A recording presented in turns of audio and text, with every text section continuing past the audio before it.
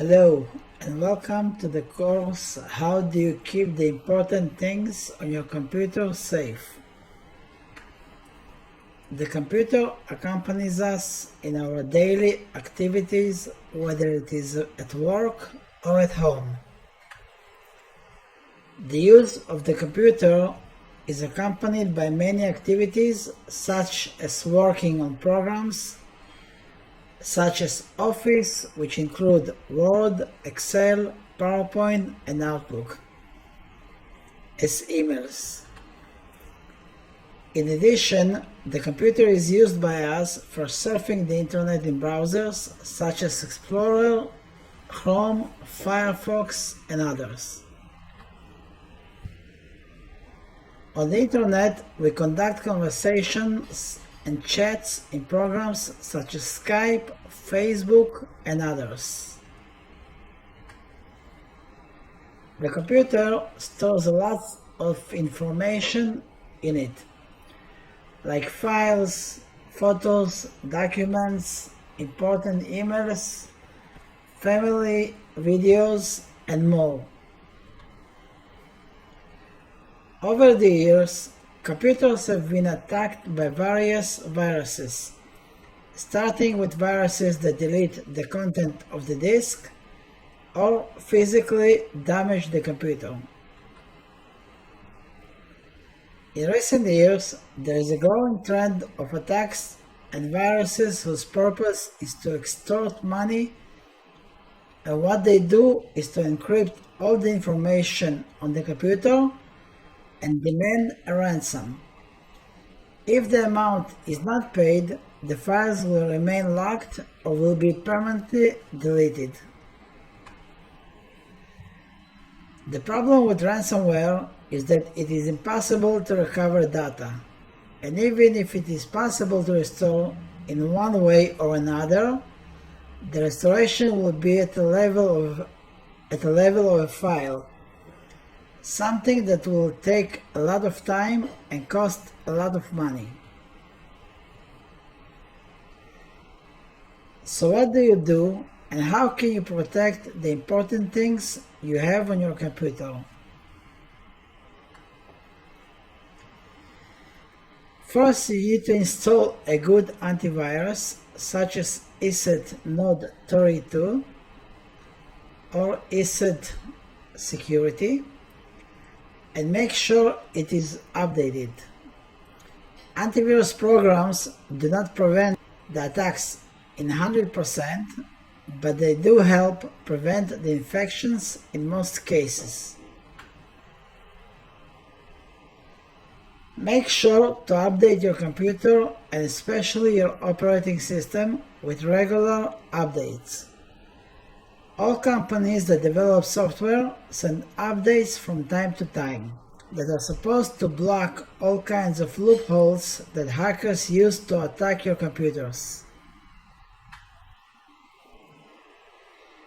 Make sure to make a backup on an external disk, and after the backup, make sure to disconnect the backup from the computer and put it in a safe place. I see many people who are making backups, also many site developers who are actually building websites, and once a hacker gets into the website, they will usually delete everything from the server, and if they see a backup, they would also delete everything from the backup. The same goes with viruses, and the same goes with ransomware. So always make sure that you are disconnecting the backup drive, and not leaving it connected to the computer itself.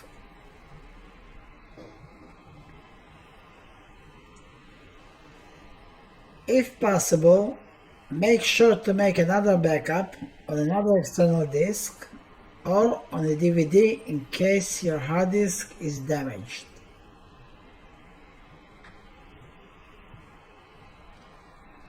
Cloud backup is another option that can be used to back up your important things.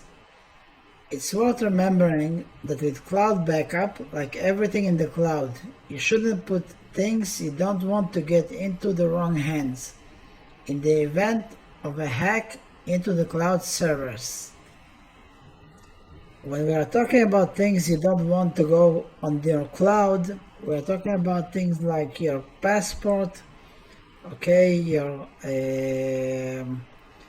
intimate photos, okay, and anything else like any kind of document, okay, bank documents and any other document that if they fall into the wrong hands could be used against you or to steal your identity.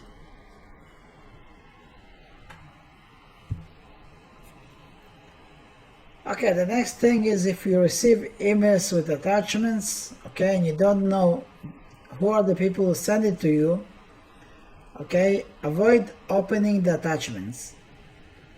No matter how enticing or how frightening the email is, okay? So as we can see here, okay, there's a sample of an email, okay, that was sent. Okay, we can see that it has a manual PDF file, which can be a virus file, okay, and we see here that it is the email that he requested, okay, and many people will get such an email, okay, and think that it's something that they need to open and view, okay, but they never know who is behind the email, okay.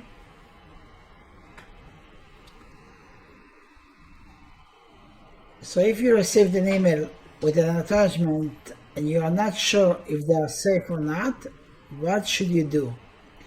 The first thing you need to do is to check with the person who sent it to you, okay, and ask them if they send you this email, okay, and if they send you the attachment, okay. Try to ask them what the attachment is all about. Many times hackers spoof emails or hack emails and send emails to all the contacts, and they usually attach to it either viruses or trojans, okay, or worms that are used basically to take all the contacts and keep spreading their viruses. It could be some kind of file that once you open it, it could infect your computer with ransomware. Okay, it could delete everything on your computer, so always make sure that you know what you're opening before you do it. Okay, you received an email and you are not sure about if they are safe or not. What can you do about it? Okay, you can go and check the file to see if it's a virus or not, okay? So basically you can check the file after downloading it and before you open it on virustotal.com. Basically try to avoid downloading anything, okay, before you check with anybody who sent it to you, okay? But once you know that it's safe and you still want to check it, okay, go to VirusTotal, okay, upload the file to VirusTotal, okay, as you can see here, okay, once we get into the site of VirusTotal, we have choose file, okay, we would choose the file, upload it to VirusTotal, it will scan the file, okay, and once it scans the file, we get the data that says that either the file is safe or it is not. Okay, we can also scan URLs. So if we are getting web URLs and we are not sure about them, before we click them, okay, we can go to VirusTotal, click URL, okay, and then we can put the URL here, okay, and ask it to scan, okay, by pressing enter, and once it will be scanned, okay, we can see the results that will say whether the file is, whether the site is web site that has viruses on it, or it's a safe web. One thing you need to remember, okay, is that all scans, okay, are not 100% proof, okay, but it's the best way to check something, to make sure whether antivirus companies know about it or not. Okay, you can also use the search to search different knowledge about websites, okay, IP addresses, domain names, or file hashes, okay, and if they have been scanned in the past on VirusTotal, you will get immediate answer, okay, which tells you whether the IP address or the URL is safe or not. Let's see how it works on VirusTitle. Okay, so we go into virustitle.com.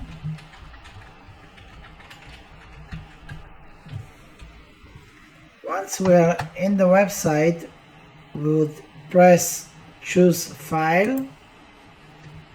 Okay, as we can see here, we have two files for our samples. We choose the first one and click open. VirusTotal will scan it and show us that it's a clean file.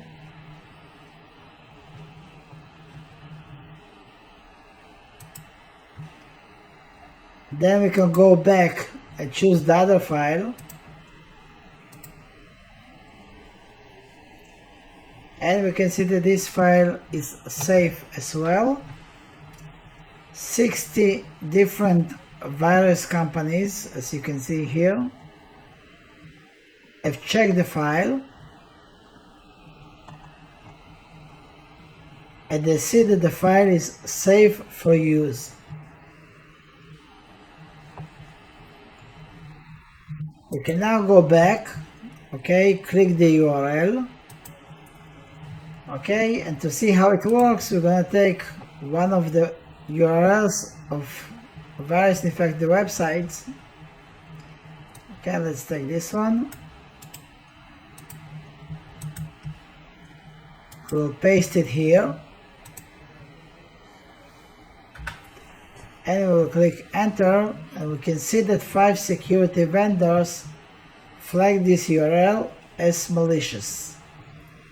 Okay, if we go down, we can see that CY Radar, okay, Frostpoint Threat Seeker, okay, Fortinet sees it as malware, SockRadar sees it as malware, okay, and Alpha Mountain sees it as suspicious.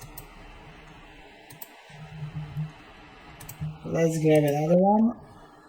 Let's take this one.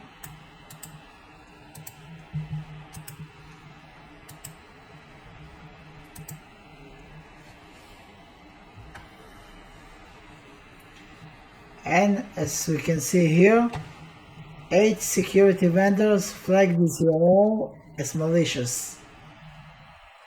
Okay, so we see here that those ones see it as malicious.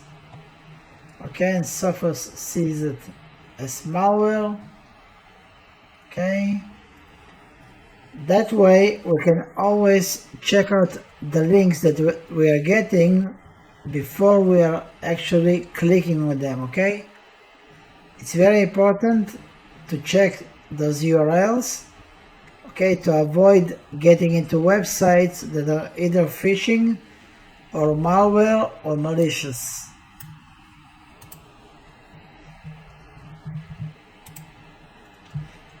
And of course I can come into the search here, okay, and use an IP address, a domain name, or anything else, okay, to check it. So we can take the same domain, or we can even take another one that we didn't check.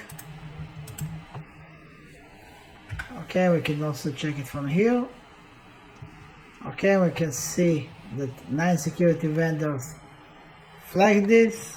Okay, most of them see them as malicious or as malware.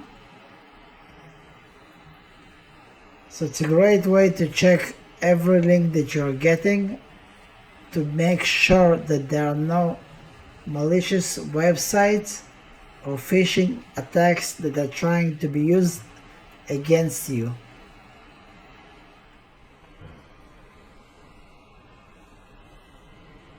Okay, the next thing is if you receive emails, okay, or references to a website, be careful not to click on them. It is possible that those are sites that infect the computer with viruses or ransomware.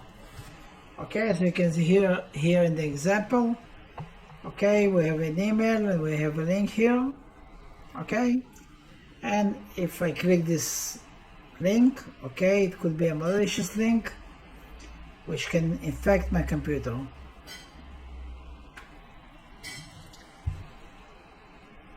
Many of the links that are received are from bit.ly or other URL shorteners, so you can't really know what the final site you will be referred to is actually a safe site or not. To check this, all you have to do is add plus to the end of the link. For example, I got this in an SMS message. Okay, so you can see that the address is https, okay, / bit.ly /3sflhmn, okay, which means nothing to me. Okay, so I added the plus to the end of this address, okay, and I pressed enter. And of course you never click on it, okay, you just copy the address, okay, you put it in Google Home or in the Internet Explorer, and at the end of the link you will add the plus. Okay, once you enter, okay, you get this, okay, which shows you that this short link takes you to this website, okay, and we can see here the destination, which tells me pretty much whether that link is the real link or not. Okay, so for example, if I would get an email from PayPal, okay, saying click here to update your data, or your password has been hacked, or I don't know what, okay, and I would click this and I will see that it goes not to PayPal but goes to some other site, okay, then it's a good marking that somebody is trying to do a phishing, okay, and take us to another site. So let's see how it works. We go into the address bar and we paste or type the address of the short URL we got. In this case it's bit.ly /3sflhmn, okay, and we add a plus at the end. Once we did it, we will press enter and we will get this screen that will show us actually, okay, the real address that it's gonna go to, okay, and under it we're gonna see the short URL. We can also see when this URL was shortened, okay, so you can see it was on October 26, 2023, okay, and that way we can know if it's something new or something old that is circulating in the internet. Okay, other things that we can see, okay, if we receive messages about hacking into your bank accounts, your PayPal accounts, or any other website, avoid clicking on the link attached to the email. Go directly to your bank or your PayPal website through your browser and check or change the password from there. Never click the links in the email, it may be phishing, okay, like we see in here. Okay, it's a phishing email, okay, that looks pretty much like it really came from PayPal, okay, but If we look a little bit closer into the email, okay, then we will find that actually this email is a fake email, okay, trying to pose as PayPal, and once we click on it, it would usually try to get the password and the user from us, and that way the person who sent this phishing would usually get our password and our account email to our PayPal, and then he can use that either to steal the money from PayPal or to pay with your account, okay, on other things that he's buying. So as you can see here, okay, the address takes us to confirm identity, okay, which is not the real address of PayPal. And we can see here that it goes from services at apple.com, okay, PayPal, Apple.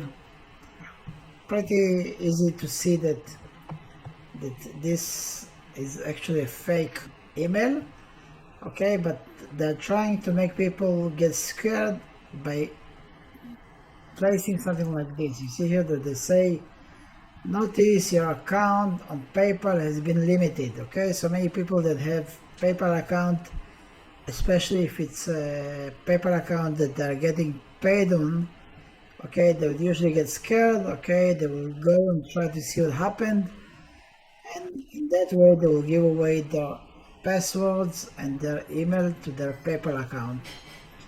Okay, so be extra careful when you're getting such emails.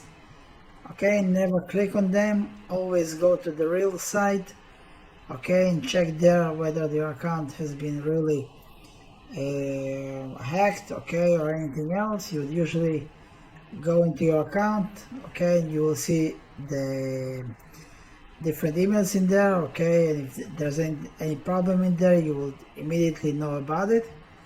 Okay, if you are talking about banks, you can just call your bank and check it with your bank.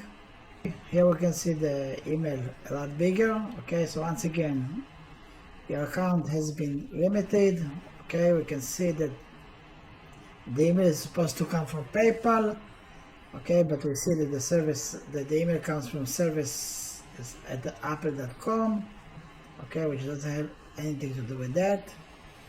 Okay, we can see here that it takes us to another site that doesn't have anything to do with PayPal.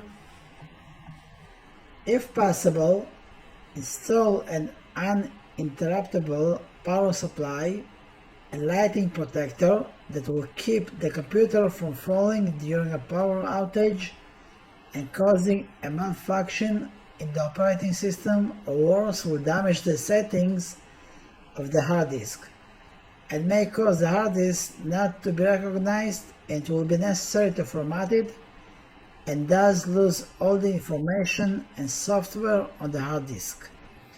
Okay, many times when you have problems with electricity, okay, there's no electricity, or there is a blackout, or I don't know what, okay, it will usually crash your system, okay, because of this. And once you turn on your computer, in many cases nothing will happen, but in other cases you might find that your hard drive, okay, is messed up, okay, and then the Windows doesn't go up, it doesn't load, or it gives you an error, or it tells you to format the drive, or either the hard drive becomes raw, okay, and you can't get to any of the data. Okay, that's another reason why backups are so important.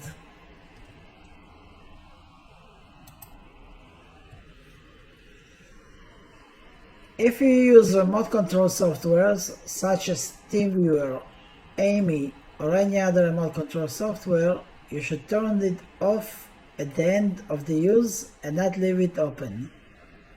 Hackers are constantly scanning the web for such software that they can try and connect to. If you still need to connect to a computer at home or at work, make sure that the password is hard to crack. Okay, passwords of 12 to 14 letters and symbols. Okay, never use a simple password. From time to time, run Windows malware scanner and remover. You can do that by clicking on the Windows icon on your keyboard with R. Then you type MRT to open Windows malicious software removal tool. Once it will open, okay, you'll click next and choose quick scan or full scan. Okay, the software will scan your PC for malware and remove it. Let's see how it works. So we press the window keyboard and we press it together with an R. Okay, and then we type MRT. Once we typed MRT, we will press enter or click OK, doesn't matter. And we say yes. Okay, ignore the language here is Hebrew. Okay, so we say here next. Okay, it will ask us whether we want to do a quick scan or a full scan. We'll make it quick scan just to see how it works. Okay, click next. And we can see that it's scanning our system now. Here we can see how many files were scanned. And here we can see how many files are infected. So as you can see now, there are 0 files. And we're gonna let it run until it finishes to make sure that our files are clean. Of course, I would suggest that at least once a month or once every 3 months you do a full scan.